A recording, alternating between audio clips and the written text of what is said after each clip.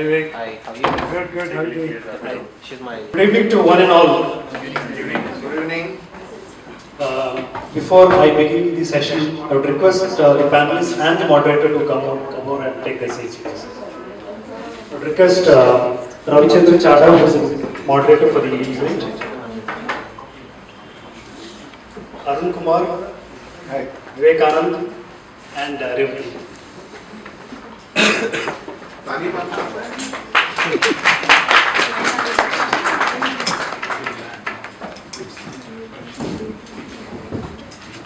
I'm sorry, I've promised another gentleman by name Lax Gopi Sethi. He couldn't make it because his flight got cancelled in Lucknow since morning and he couldn't catch a flight due to fog.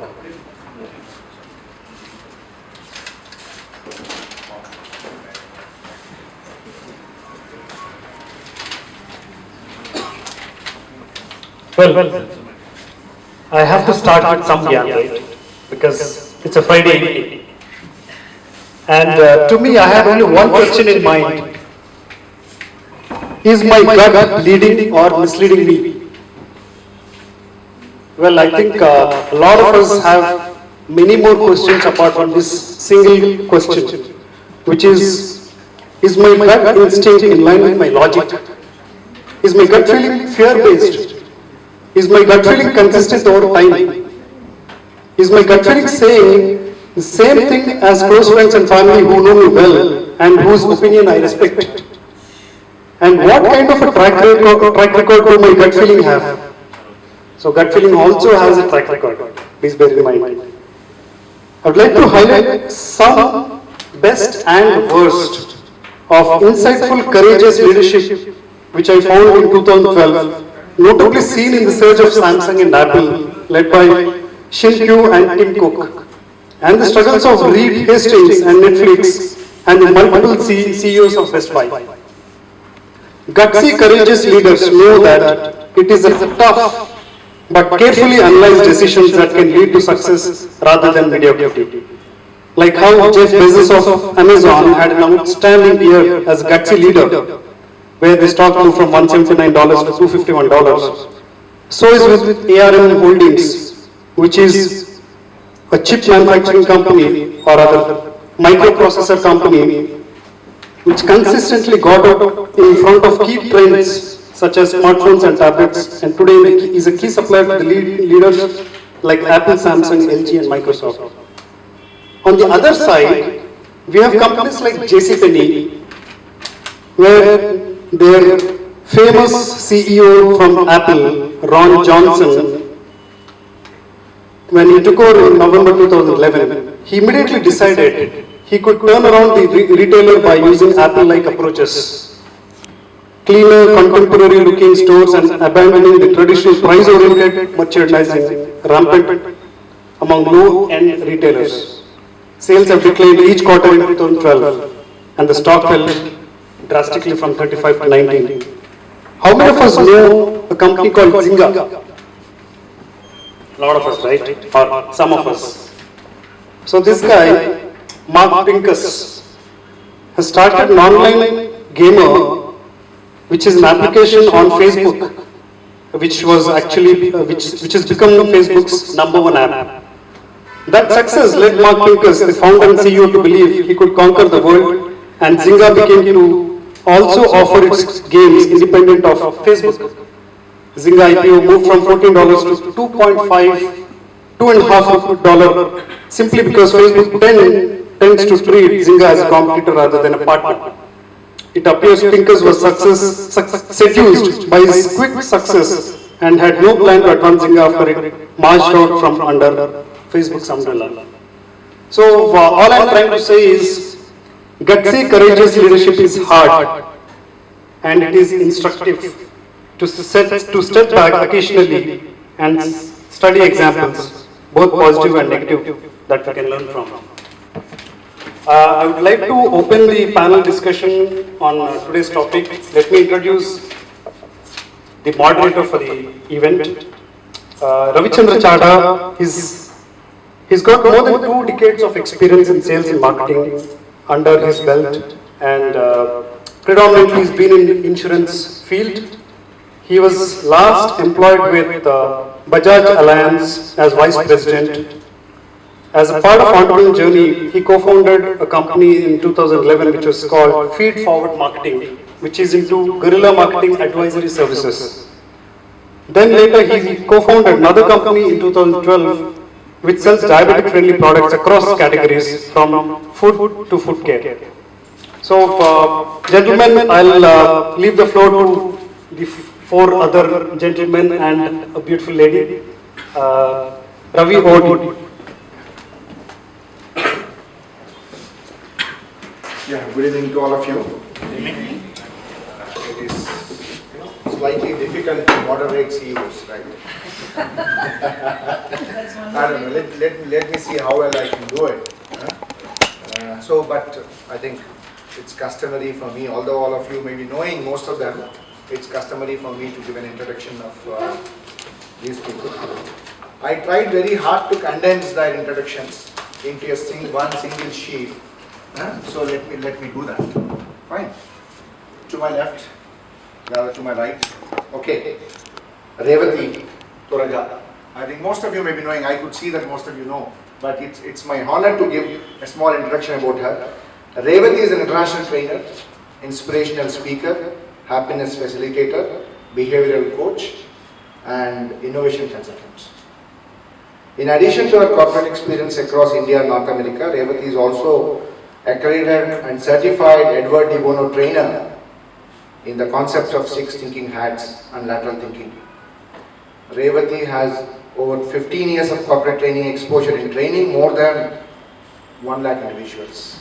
So it's pleasure for having Revati here. Besides all these things, Revati is also a CEO of Gifting Happiness, a gifting solutions company. Next to Revati is Vivekanand. No, I was quite fascinated to look at his profile when it was given to me. This gentleman attended at the foothills of Himalayas, he attended a youth camp, and then there, it dawned on to him that he should switch his careers. From working he switched over to entrepreneur, and he became an impact entrepreneur. Currently, he heads Ink Labs. Another thought that I do have is in terms of the time. Sometimes I think, there have been times I have made statements that I know to how many people I know I've made them. I will be a doctor has been something I've said all through my 11th and 12th class. Ended up walking into an engineering college just because my intuition said, go for it, don't try for another year. I've always maintained, I worked for 10 years in corporates. I worked for Satyam, for GE and for Wipro. And I always said I will never start off on my own. I will always be an employee. And when I took that decision to step out, I in fact quit my first job before I got my second job, just because I wanted to change my career from mechanical engineering to training. And when I started off on my own, I realized that that statement was not true, what I used to make. I always said training is my passion and training is all I would do. I would not look at starting off a business and I won't be my own entrepreneur in any way. I will do only training and probably nothing else. That's all I'm interested in doing in life. So about six months back when Prashant Jain, who's been my friend for about 14 years, just walked in and said it's been about a month he'd started Gifting Happiness. And he said, I want you to co-create with me as the CEO. Took me a second to say yes. And I went back home and I thought, why did I say yes? It's been 15 years of my career. I had always told I will not get into any business other than training. But at that moment, it was the time. And I think irrespective of all the logic, we think at that time sometimes we make just that particular decision. So I use a lot of processes. I'm a certified 6 hats trainer. So I use the red hat of gut feeling and I do the logical yellow hat and black hat and do risk analysis and think everything. And what I think my experience is to taught me that ultimately we do what we want to do at the first time. And there are times that I've done simple things that says toss a coin and ask yourself what do you want it to fall. And then just go ahead with it irrespective of what the logic says. So for me, listening to intuition is yes, always. But what I do with it is kind of probably strategic to a certain extent. And that strategy I think varies from person to person. And each person needs to find their personality into that strategy. So these are a few of my thoughts. Great. So Revati brought in a personality perspective into taking a decision, gut-based or logic-based or data-based, what you call. Maybe, I mean, like, if I try to summarize or summary, let's not try and do that, but you said you are a low, rather you are a less risk-averse person to some extent. Low risk. Low risk. So, but what I could probably, being a trainer of 6 thinking hats and all that, have you by chance, created some kind of an instrument rated panel behind your mind or within yourself, which that panel keeps telling you to go with this or otherwise, although it may appear outside that it's not so. Am I? Yeah, do I have a structure? Probably yes. But then what I have also seen is the structure helps for me. I think there's a lot of difference between being intuitive and being impulsive. That's very usually confused quite a bit. Just because a person is intuitive doesn't mean that the person is to be impulsive in taking that decision. So yes, there is a structure, but what I have usually seen is the structure works in 2 ways. Sometimes I go through the entire structure and logic says no and I still do what I want to do. And sometimes midway I say, you know what, let it go, chuck it, I'll just still do what I want to do. It's been very rare that ultimately what I want to do has not come back up to the forefront and pushed forward. Oh, great. What do you make? So, many people are born with a silver spoon in their mouth. I was born with a steel spoon in my mouth.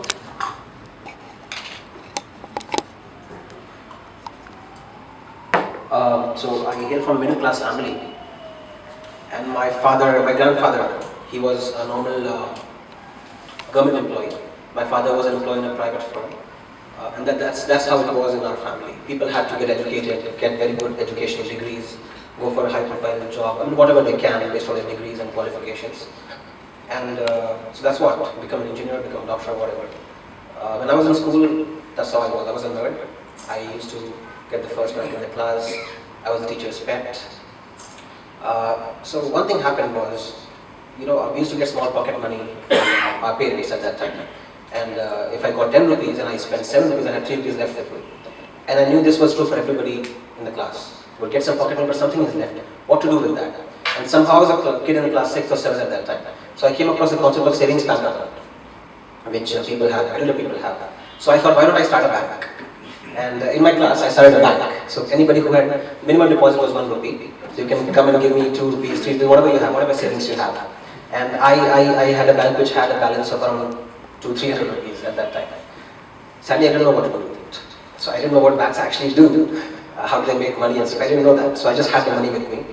And I promised some interest apparently, but I didn't know how to give that interest. Anyway, so what happened was after some time somebody complained or something, and the teacher came and asked me, are you doing this? I said, yeah. She said, so show me the money. So I showed her the money. Then she wrote a note in my diary, scolded me a lot, that you should focus on studies and not do all this stupid thing. And she said one thing to me, the higher you try to jump, the harder you will fall. And she did this whole drama in front of the whole class. So I was pretty embarrassed. Surprisingly, the next day when I went to school, people walked up to me, that's pretty cool what you're doing, bank, yeah, that's pretty cool. So I discovered the teacher might not have liked it, but people liked it. And they liked it because I was doing something which was not run of the mill. That doesn't mean I discontinued being a nerd. I was a nerd till class 12th. So that's how I started thinking about doing different things, taking a different look at things. So this is the first story. A second story that I have to tell you here is, I was in college. I was in second year of college, just like you were. And all of you must have been in schools and colleges, and you must have noticed on the last day of school or college, people write notes on their t-shirts, on their friends' t-shirts. So that was a pretty popular trend. And somehow since that bank incident, I always started thinking of things in a different way. So I said, why spoil our shirts and t-shirts? What we can do. So what we did was, we put a posters across the whole college. I was in NIT Calicut in Kerala. So we had people from around the country there, studying there, doing their engineering and masters and whatever. So we put up these posters across the college, saying that this final day, last day is coming. And the poster's heading was au revoir, the French word for bye-bye. So we said, what we will do is we'll give you a t-shirt and a marker. So you wear this white t-shirt, you go on with this marker, and your friends will write something on this t-shirt for you. And they give this to you only for 120 rupees. And our cost was what, 60 rupees maximum. 50 white t-shirt and one marker, 60 rupees. So 100% profit. Couple of my friends, they looked down upon this whole incident. They were like, "Are you really trying to sell t-shirts now? I mean, you are doing engineering from NIT Calicut, after all, you're selling t-shirts." I made 25,000 rupees in 3 or 4 days. So, yeah, I mean, so what I did was I took them out for a treat and I was like, "This is from the t-shirt money." So, that was the second incident, where I listened to my gut. So the first incident was how I started thinking about intuition and my own personal thoughts instead of going with the herd. The second incident was how I listened to my gut. Third incident is about how I did not listen to my gut and I missed out on a great opportunity. So I was in my first job at Deloitte, and my friend was at that time in this company which we all know as Lehman Brothers, which sank immediately afterwards. So he was in Lehman Brothers, which became Nomura the next year, became Nomura. So both of us teamed up. We were college buddies. We teamed up and we thought, so we were young bachelors with a pretty big fat paycheck. I mean, for bachelors, for a fresher, it was a big fat paycheck at that time. Big fat paycheck, and we were spending quite a lot of money. You know, first salary comes, you have a big bank balance. What do you do? Let's go shopping. Let's go do this. Let's go do that. In the end of the month, we realized, though we had a big bank account to begin with in the month, but right now we have nothing left. Where did the money go? So we started thinking, how do we manage our finances? This was in 2008-9 time. So what we thought was we will develop something which helps people manage their money. So we thought of this thing called personal finance management. Nowadays it's very popular term. At that time it was not there in India at least. We had Mint.com in the US, but there's nothing in India. So we worked hard for around 2-3 months. We built up an MVP, a product which did personal finance management, which had the capacity to aggregate different bank accounts, your credit cards and everything. It would tell you in one place how much money you have spent, how much money you have got, all those things, where you have spent, which categories you have spent, everything. You can plan, make a budget and see if the expenses are meeting the budget or not. And then we thought, okay, we are young people, we need a mentor. So what do? We went to ISB in Hyderabad. So there was a professor there, no names here. So we went to him and he happens to be my college alumni. And we had met him in some business plan competition long back. So he's excited to see us. So we gave him a nice pitch. We showed him the demo and we thought he'd be really impressed and he might recommend us to some VC or angel investor. He says, I will not use this product. He says, personal finance management, I'm really trusting somebody else with my finances, I will never do that. Indians will not do that. We went back very depressed. So at that time my gut feeling said, you know what, maybe he doesn't want it, but somebody else might want it. Let's go and talk to a bank perhaps. They might help us out. But my other friend, he took the advice too seriously. He's like, let's work on something else now. So we dropped that project. Today we have whatnot in this field. Today we have this thing called My Universe by Bank of Baroda or some. A couple of them. ICICI has Money Manager or something. Full of, and they've been doing pretty good. We had a better product. Now that I see them, we had a better product at that time. I didn't go follow my gut feeling and today we lost a big opportunity. One more example, which is based on in fact my background, which Sir forgot to mention. I'm a convener for Hyderabad Entrepreneur Society, which is a society which started in 2012 January, more than 2 years, almost 2 years now. And he was out for some time. Then after that he came back again and started racing again. And came first on the first race he went for. Second race again in Japan, the final race he backed out because he thought there was too much risk. So he backed out. James Hunt finally won the Grand Prix season. So both were superstars, both were winners, race winners. But who do you think was better? James Hunt, who went based on his gut instinct, or Nicky Lauda, who would calculate what to do and then do it? When you meet a girl you like or not, whether you want to propose to the girl or not, that is a gut decision, right? You have to ask yourself. But do you think it's as simple as tossing a coin and saying heads or tails? It's not. No, but marriage is not starting a company. But I would say it's exactly like that. I would say it's exactly like that. Your whole life depends on it. Yes. There's too much at stake. And in cases like mine, you're going against what people are saying, asking you to do. I don't go for an arranged marriage. But finally everyone has a line. So what the point is, you are taking a decision based on your gut. But what I would say is, it's not a head-of-head decision. At the same time, it's not a framework. As I mentioned earlier as well, your gut is influenced by the people you meet, the experiences you've had. So your gut kind of becomes logical in the way. It's not just cutting the surface. So shall I give a terminology today? Is it informed gut? It is. It is. So Is there something called informed gut? people. What do you say, Anand? I don't know, informed gut. I don't know. I'm trying to analyze how can I inform. Informed gut is nothing but wisdom. Correct. So I think wisdom also guides your gut. What's your feeling? Informed gut?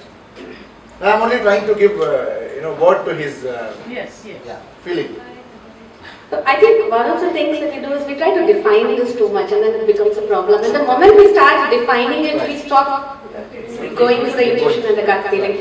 I would go back and I would say that, like for example, like this is a daredevil, definitely does do that, but then would he go ahead and do that without, would he be rash and impulsive at it, which is very different from intuitively deciding to do daredevil stuff, right? So I think it's not about who's right or who's wrong. Like I said, it's about intrinsic, and sometimes it's not also that. Sometimes even if every bit of logic says no, you can still go ahead and try something out.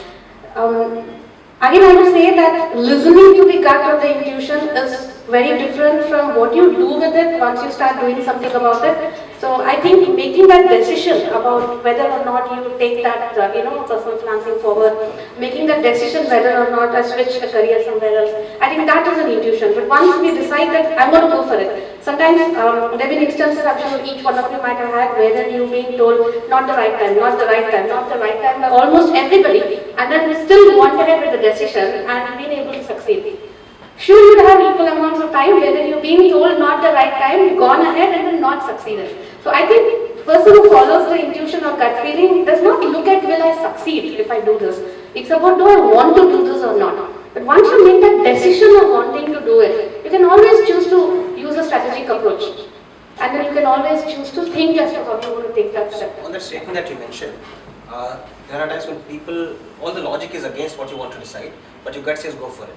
So can we ask here, why does our gut say go for it when all logic is against it? Yeah? Okay, asking everybody actually. That's your trait. That's your trait.